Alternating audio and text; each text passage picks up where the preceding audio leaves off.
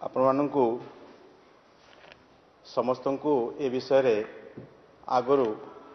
ଜଣାଅଛି ଯେ କିଭଳି ଭାବରେ କିଛି ଦିନ ତଳେ ଓଡ଼ିଶାର ଜଣେ ନୂଆ ନେତା ବିଜେଡି ଦଳର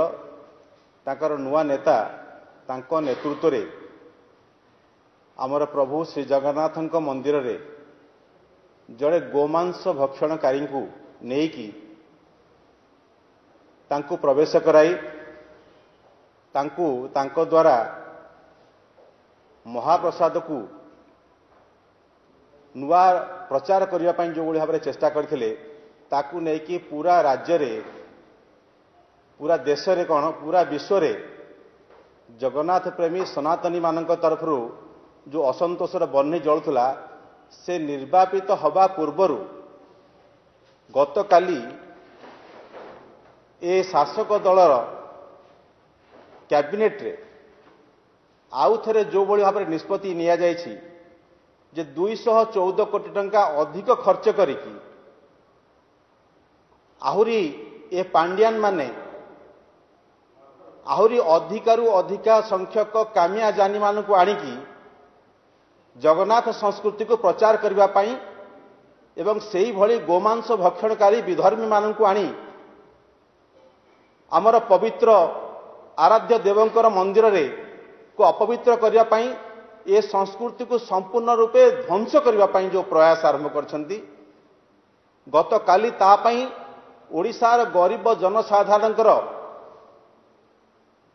214 କୋଟି ଟଙ୍କା ଟ୍ୟାକ୍ସ ପଇସାକୁ ଜଗନ୍ନାଥ ଐତିହ୍ୟର ପ୍ରଚାର ଏବଂ ପ୍ରସାରଣ ପାଇଁ ଖର୍ଚ୍ଚ କରିବେ ଏ କଥାକୁ ନିଷ୍ପତ୍ତି କରିଛନ୍ତି।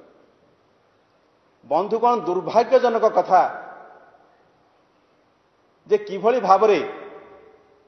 ଏ କଳା ପାହାଡ଼ ସାଜିକି ଆସିଥିବା ଏ ଯେଉଁ ତାମିଲ ନୂଆ ନେତା ଓଡ଼ିଶାର ସଂସ୍କୃତିକୁ ଜଗନ୍ନାଥଙ୍କ ସଂସ୍କୃତିକୁ ଜଗନ୍ନାଥଙ୍କୁ ନ ବୁଝିକି ତାଙ୍କୁ ଗୋଟିଏ ବଜାରର କମୋଡିଟି ଗୋଟିଏ ବଜାରର ସାମଗ୍ରୀ ଭାବରେ ବ୍ୟବହାର କରିବାକୁ ଯାଉଛନ୍ତି। ଏହା ଆମ ସମସ୍ତଙ୍କ ମନକୁ ଆଜି ଆନ୍ଦୋଳିତ କରୁଛି, ଆଜି ଆମ ବିଶ୍ୱାସ ଉପରେ ଆଘାତ କରୁଛି। ଆମ ଜଗନ୍ନାଥଙ୍କୁ କେବେ ହେଲେ ପ୍ରଚାର ପ୍ରସାରର ଆବଶ୍ୟକତା ନଥିଲା, ଆଜି ବି ନାହିଁ। ଯିଏ ଜନ୍ମଜାତ ହିନ୍ଦୁ ସିଏ ଜଗନ୍ନାଥଙ୍କର ମହିମାକୁ ବୁଝେ ଏବଂ ସେ ପୁରୀର ମହିମାକୁ ପୁରୀର ଯେଉଁ ପ୍ରମୁଖତାକୁ ସେ ଅନୁଭବ କରେ। ଏଇଟା ତା ଡିଏନ୍ଏରେ ଅଛି। ତେଣୁ ତାକୁ ପ୍ରଚାର କରିକି ତାକୁ ବଜାରର ସାମଗ୍ରୀ କରିବା ପାଇଁ ଯେଉଁ ଚେଷ୍ଟା ଚାଲିଛି ଆଜି ସେ ବିଷୟରେ ଆମେ ତାର ଦୃଢ଼ ନିନ୍ଦା କରିବା ସହିତ ଏ ପ୍ରକାର ପ୍ରଚେଷ୍ଟାରୁ ଏ ସରକାର ଏବଂ ଯେଉଁମାନେ ଆଜି କଳା ପାହାଡ଼ ସାଜିକି ଆସିଛନ୍ତି ସେମାନେ କ୍ଷାନ୍ତ ରହିବା ପାଇଁ ଆମେ ତାଙ୍କୁ ଚେତାବନୀ ଦେଉଛୁ।